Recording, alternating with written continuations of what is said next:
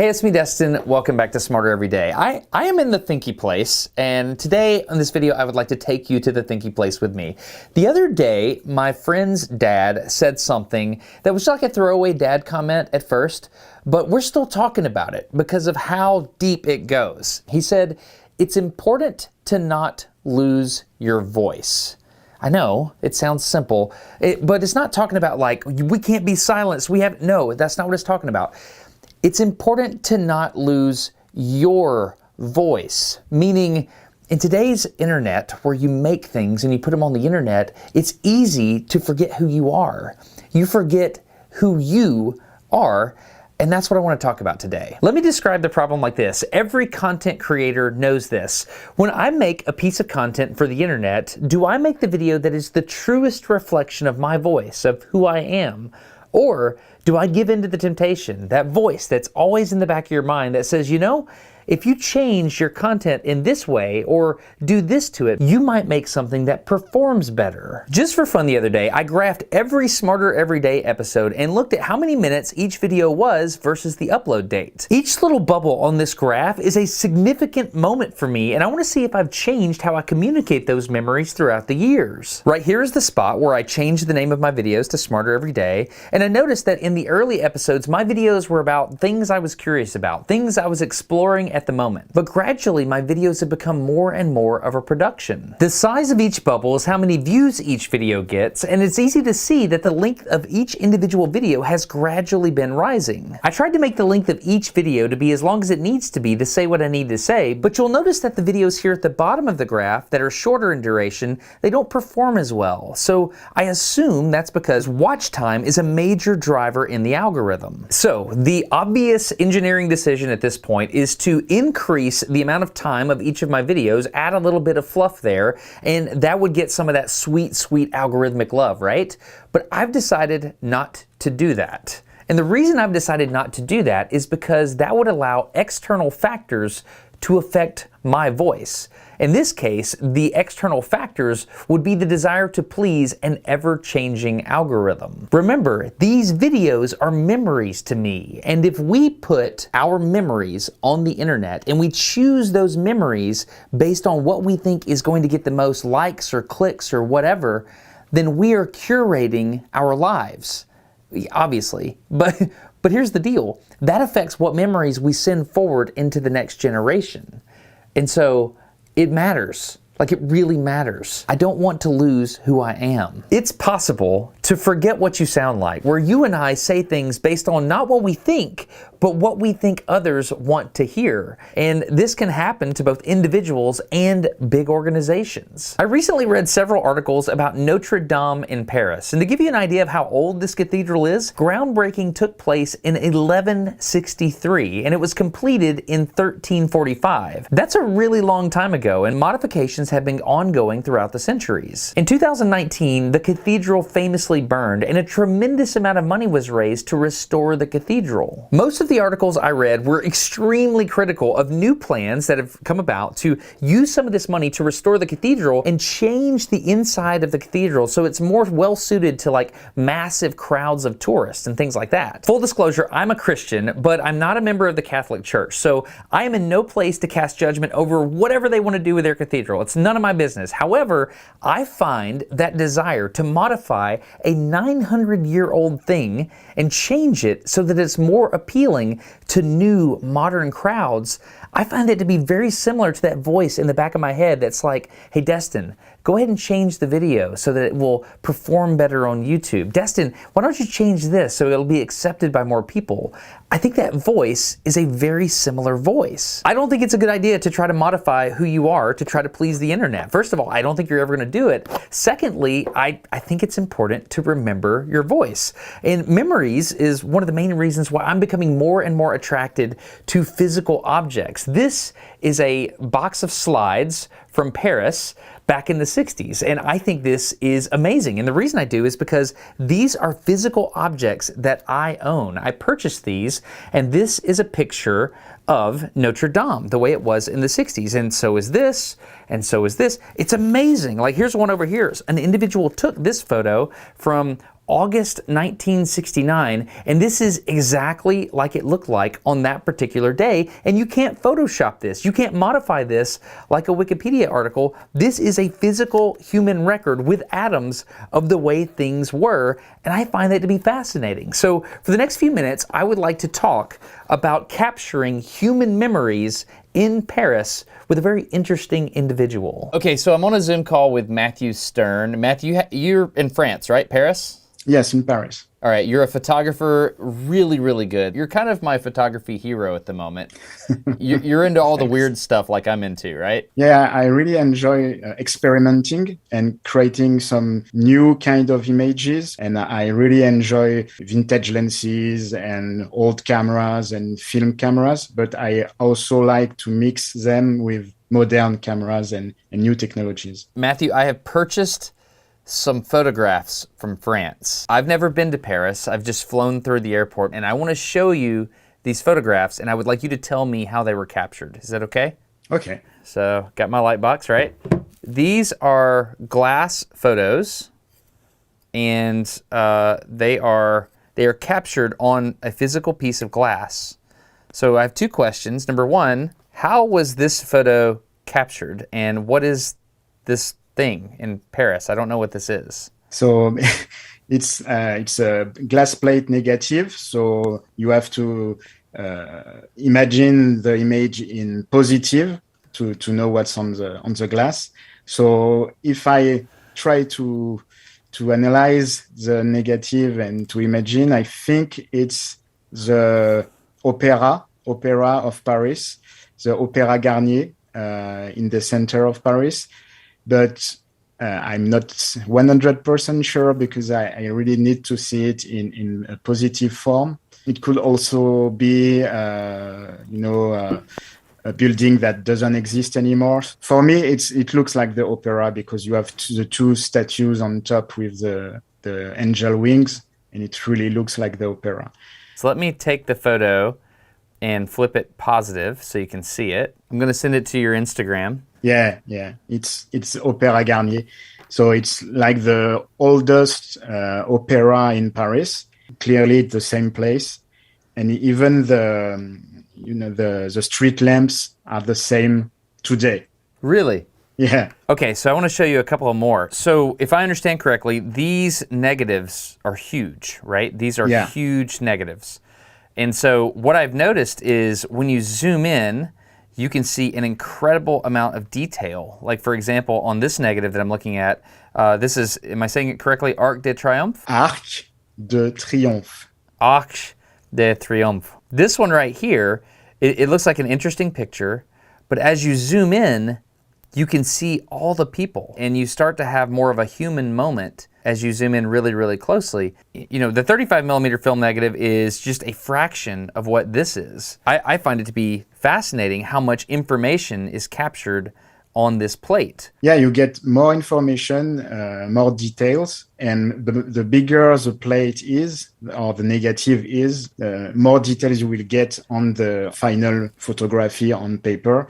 So the bigger your negative is, the more huge you can make a new paper print of your image. So for this image, you could create a 5-meter print of it and still have some really impressive details. You're a man who knows Paris today. Do you see anything different about this photograph taken in the 1940s compared to Paris today? There's no tourists.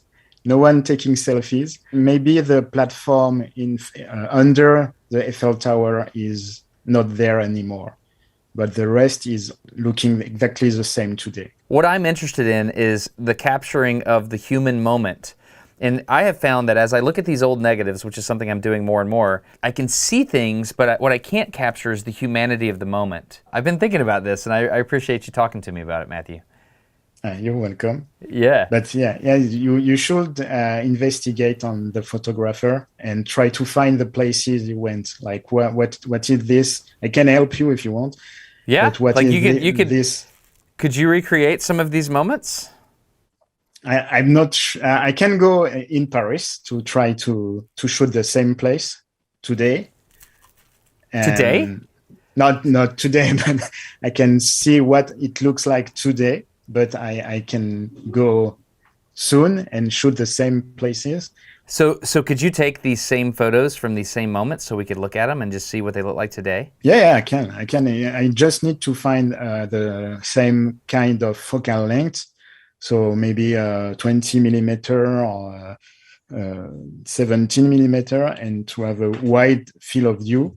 And I will, manage to capture not exactly the same, but close enough. Okay, I know this is weird, but I like to collect other people's slides and negatives. I mean, they're not enjoying them anymore, and I like to pretend like I went there and took the photo. I don't know, it's a thing. Here's the deal. Since Matthew's volunteered to give us a glimpse into how these landmarks in Paris have changed over the last 60 years, this gives me an excuse to pull out all my slides and photo negatives from Paris and digitize them so he can figure out the exact spot to go stand and take his photos. The resulting comparisons are really fun to look at.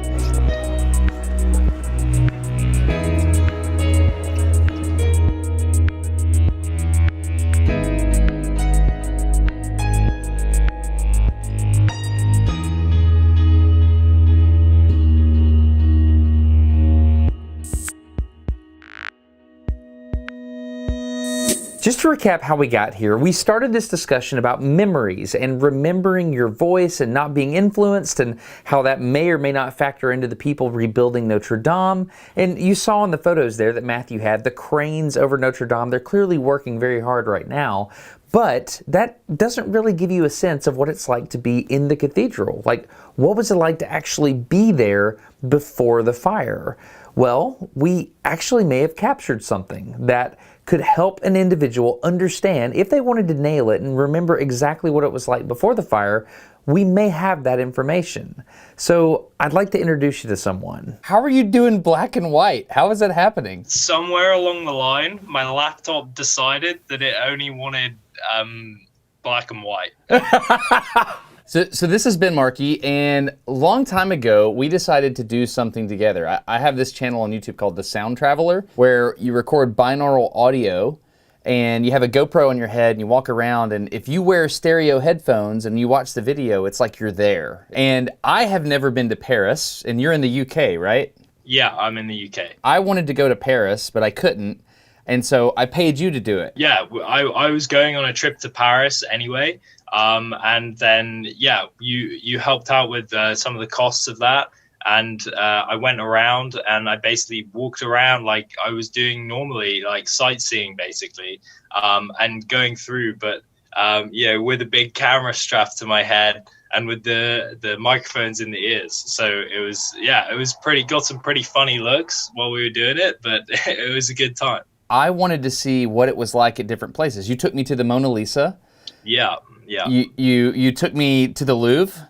I got to see statues. I saw all kinds of things, and it was amazing. But then we did something unintentionally that I think was very, very important. Do you want to describe that since you did it? Yeah, for sure. So one of the places we visited was Notre Dame Cathedral.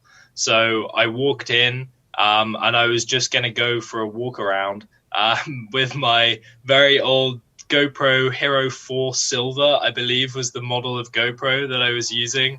And this is ancient technology now. I mean, it's like really bad picture quality. The video, I believe, was 1080p quality, but in low light conditions, it performs really poorly. So I had all the settings on for low light, but unfortunately, the video comes out very, very dark in that low light conditions, because inside the cathedral, it relies mostly on natural light. And our eyes are fantastic at adjusting to that, of course. But then when it comes to a camera, everything tends to get lost in the shadows a little bit. Got it. So we just have what we have. Like I've run the footage through some AI program that I have. It's called Topaz. So we've tried to up-res the video, and also I've tried to do both temporal and spatial interpolation to try to make like fuzzy lines sharp and denoise it. But it is what it is, right? This is, I mean, just like back in the day, the glass plate photographs, you know, you're limited by the technology you have. We're limited by what we did. But I think you did a really good job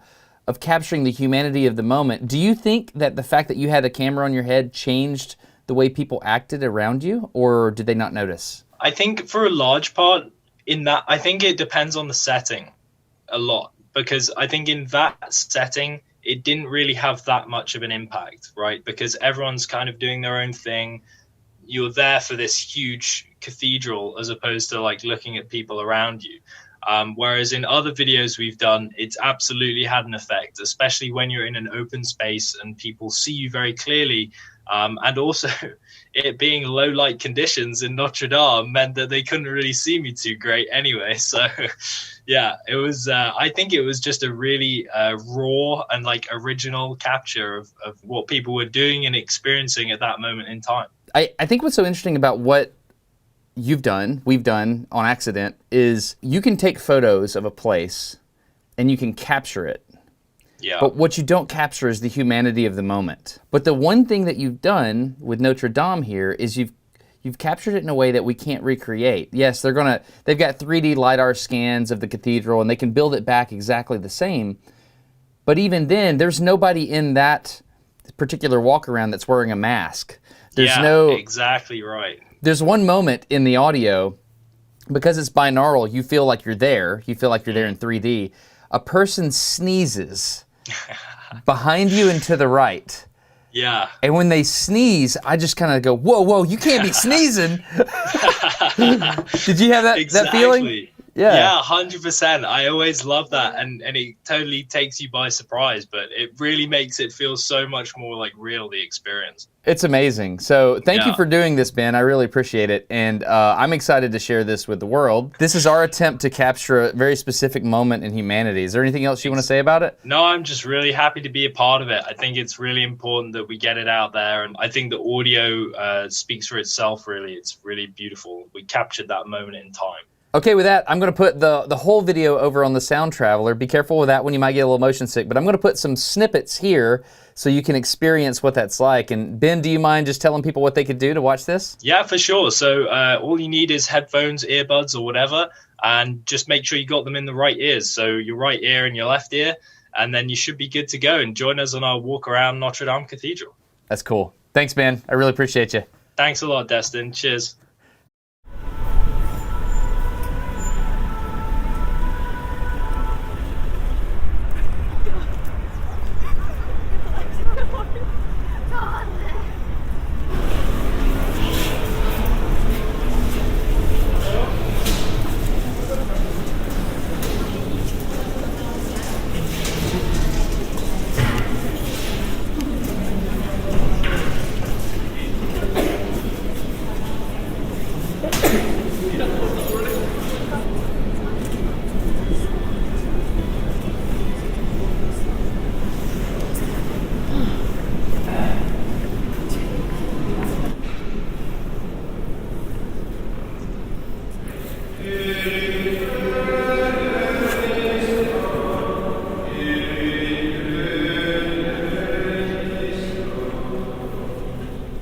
Lecture du deuxième livre de Samuel.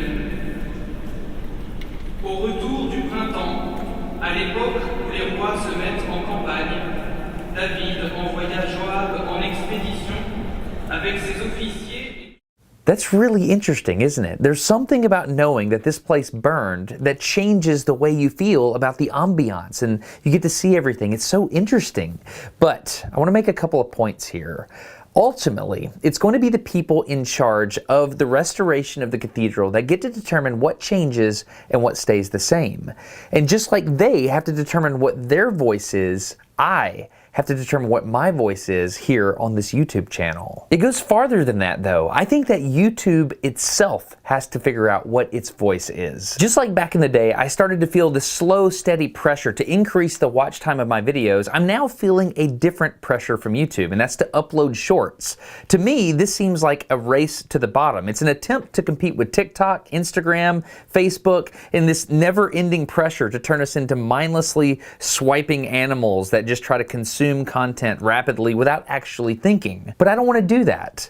I want you to think when you watch a Smarter Everyday episode. So I'm resisting shorts. I'm not saying I won't do it, but I am resisting it. A recent study published by the Royal Society for Public Health took a look at several different platforms and attempted to understand how using the service affected the mental health of young people. The results were that YouTube was the only platform that resulted in a net positive benefit for viewers' mental health. If I'm sitting in the C-suite at YouTube right now, I would do everything within my power to hang on to that. I'm pretty convinced that shorts is the fast track to undermine the overall educational content value and the community building aspects of this platform. So my advice to anyone working at YouTube that might be determining what the future looks like here is simple.